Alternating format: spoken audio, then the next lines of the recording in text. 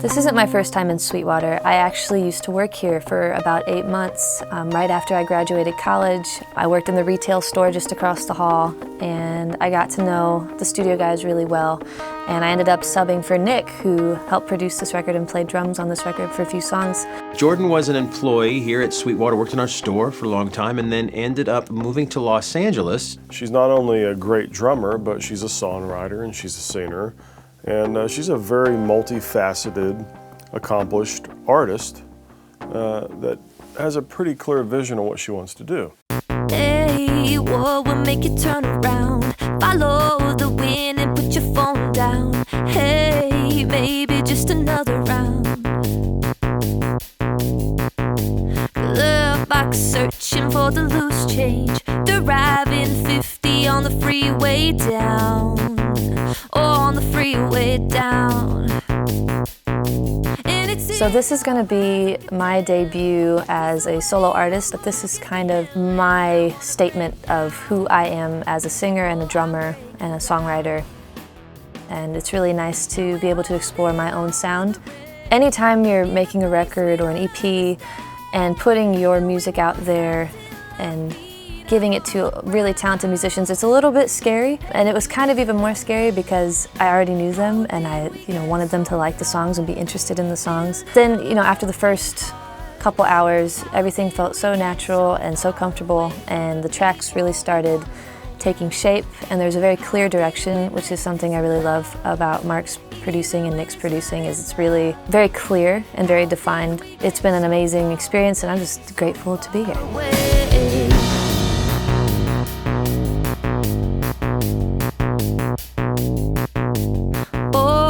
Listen when I talk to you, I wanna make it all the way through. Oh, you know that I believe in you. When I was about 8 years old, I think everyone in my class had to go to this aptitude test. So my parents took me, and there was a lady in a room full of any instrument you could think about. I got to the drums. It was just a snare drum, and I was playing and having a great time. And at the end of it, she said, well, you should really play the drums. That's like what you should do. You need to do that.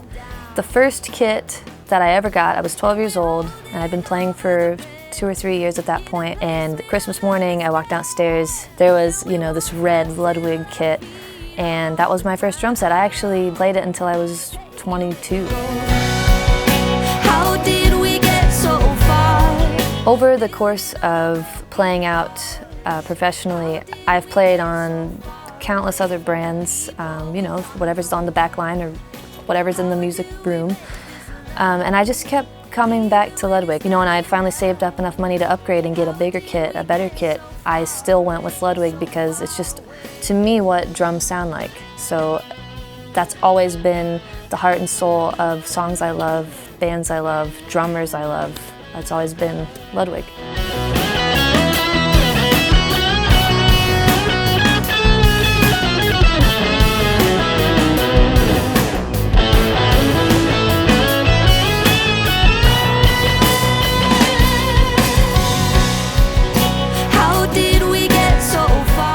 Ludwig is a great drum company because they have a ton of history. I have a very big soft spot in my heart for Ludwig because that was my very first drum kit I ever had. And the kit we're using for this session, for Jordan's record, is a Keystone drum kit. It's a hybrid shell of oak and maple, so it has a nice punchy round tone. It has the classic Ludwig sound with a little bit of modern drum making. So you get that punch, you get the classic Ludwig feel, but just a nice big round fat tone, especially in the kick drum.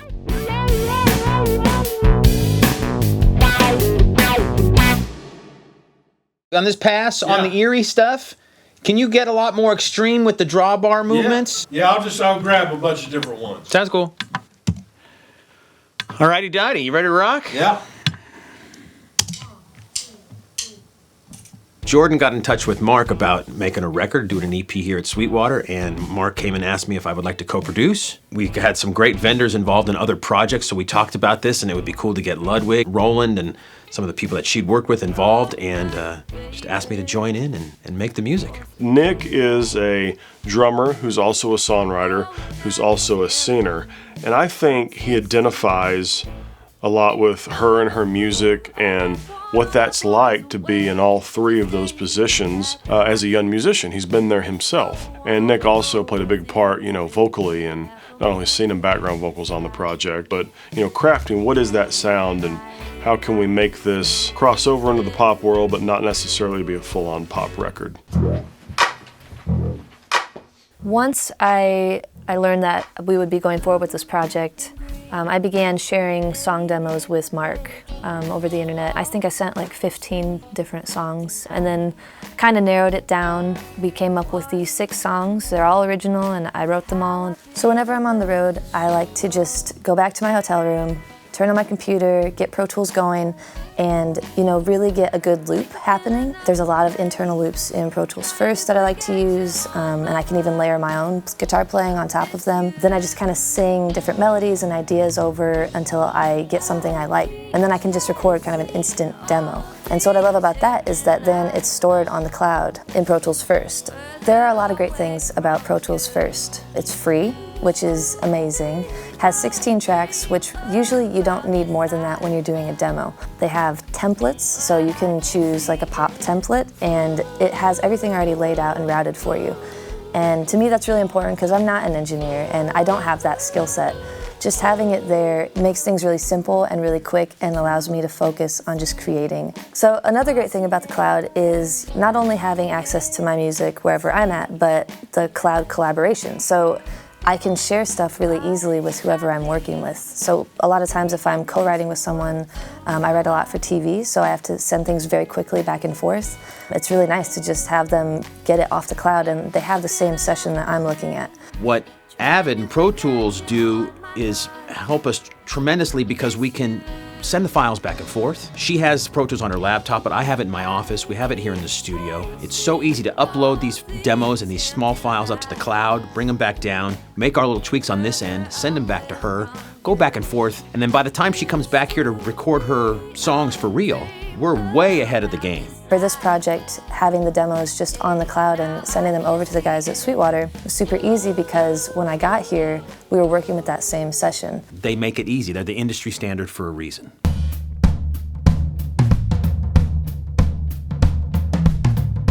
Using electronic percussion synths really allowed me on this record to add more to my palette.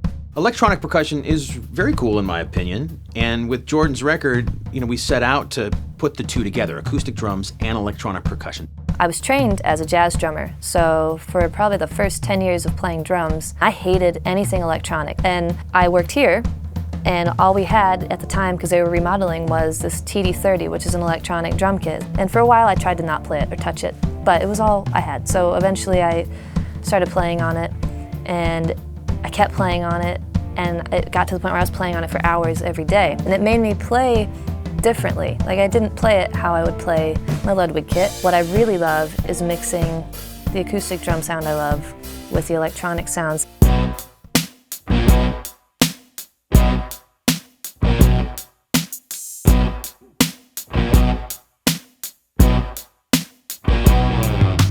On Leeches, the beat for Leeches was highly inspired by the 808 kit on the Octopad. Like all the other leeches in LA, you take what you could get and then you get out of it quick. You got a conscience that's a million miles away. I can't believe I bought it, no.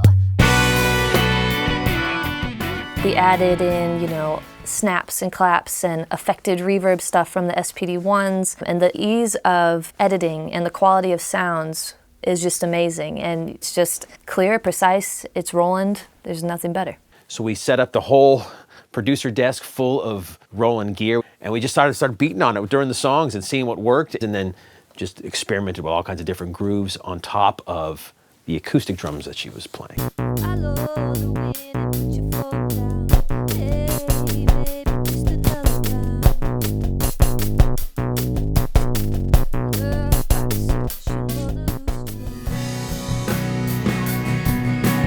The Roland 2000, loved it for tracking.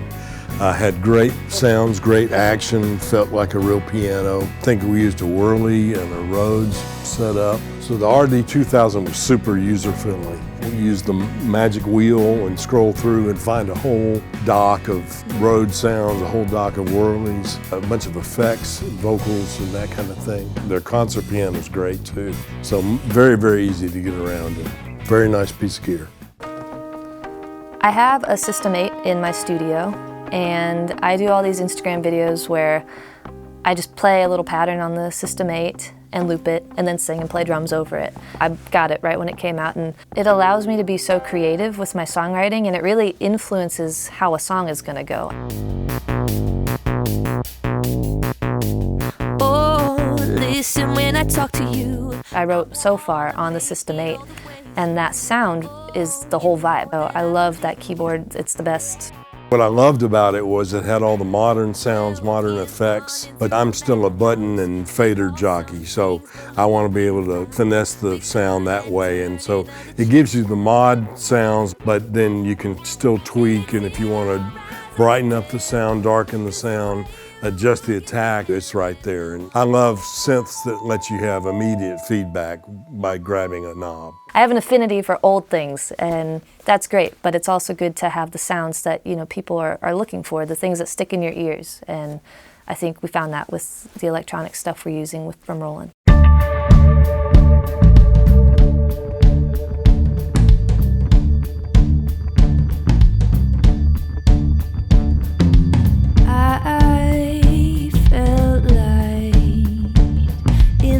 With the world that I saw on the other side, hey, I came to play.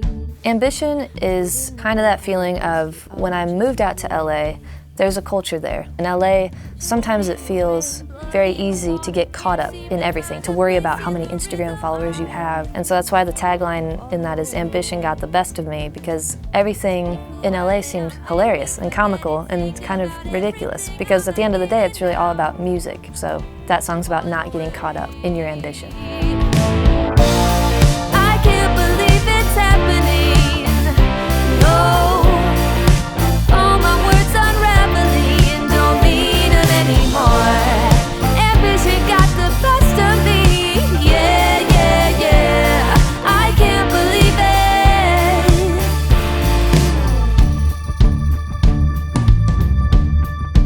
We're using all DPA microphones for this session with Jordan. In my opinion, DPA mics are probably one of the more overlooked brands that's out there in the business. They sound great on everything. They are one of the most transparent microphones I've ever heard, period, hands down. So for this project, we decided to use all DPA microphones on everything. And here's how we did it. Inside the kick drum was a DPA 2011 small diaphragm condenser microphone. Most of these microphones are small diaphragm. Outside the kick drum, sitting on the ground looking up at the center of the head at 45 degrees, is a DPA 4011. And when you look at the picture, your first reaction is, really, what's that going to do? There's more low end coming off of that than anything I've heard in recent months. It really is astounding. On the snare drum, we had two snare drums actually. We were using 2011s on both of those. No hi-hat mic, no ride mic. Instead, above the kit, we used a combination of 3 microphones. We used a wide space pair of 4011 small diaphragm condensers above the hi-hat and above the ride cymbal. And then dead center over the kit, they make a subcardioid, or as they call it, a wide cardioid, small diaphragm condenser called the 4015. And it's dead center over the kit. And we measured the capsules of all 3 microphones to the center top of the kick drum. So those 3, a left, center, right, and just the kick drum, you turn those up on that Ludwig kit, it sounds like $1 million. For the toms on the drum kit, we use DPA 4099s. 90% of the time when a microphone goes up in front of a tom, the tendency is to reach for an EQ. You want to take down that lower mid-range. That microphone is one of the rare exceptions that you put it on the toms, and in general, across the entire drum kit, with good mic placement, you need little to no EQ. For the room mics for the drums, we used a pair of 4060s, which are omnidirectional microphones. Glorious sound. I used DPA microphones when I was with Cirque du Soleil, so I knew about their headset microphones and their vocal mics, but never had a chance to really use them for drum recording. They're fantastic microphones. They're really clean and natural sounding. You don't really have to do anything. You put them on the drum kit and it sounds like the drum kit without EQ, without a lot of manipulation. They're small in stature, great from a drummer's perspective because they get out of the way. They don't take over the whole drum kit. For all the electric guitar tracks, we simply used a 2011. Off access a little bit, a couple inches out in front of the speaker. On the Yamaha C7 piano, we used a pair of DPA 4011 microphones. On the Hammond B3, on the Leslie, we used a pair of 4099s at the top and a 2011 on the bottom. For vocals, we used a handheld mic, but it's not any handheld mic. Steen is a big fan of DPA microphones, apparently, and as rumors have it, he wanted a way to use one of these small diaphragm condenser microphones on stage live, not just in the studio. So they developed a handheld microphone called the De Facto. And the De Facto is a handheld condenser mic. It has a 4018 supercardioid capsule inside of it. But when you unscrew the head grill, you see the capsule mounted on the top. You can actually unscrew that capsule and put a 2011 on there, a 4011 on there, whatever you want. So yes, it's a live performance microphone, but it's a microphone you can take home from the stage, screw any capsule onto it you want, and use it in your studio for anything else. Right out of the box, that microphone on Jordan sounded killer. No EQ, very little compression, great vocal sound, all the highs, all the lows, everything balanced. And I think because it's supercardioid, it has a very focused sound in the mix, which really makes her vocal push forward nicely because it's a little more controlled than a typical cardioid image would be. All my words unraveling don't mean it anymore. Ambition got the best of me. Yeah, yeah, yeah. I can't believe it. No, no. I can't believe it's happening. No. All my words unraveling don't mean it anymore. Ambition got the best of me.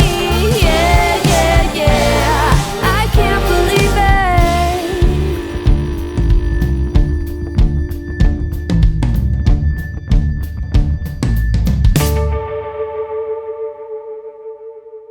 Leeches is about that feeling when you're talking to someone and you know that all they want is whatever you have to offer them. I wrote that song in 20 minutes. I was so mad because someone texted me and was asking me for something. It was someone that I thought was my friend, and then turns out all they wanted was something that I had.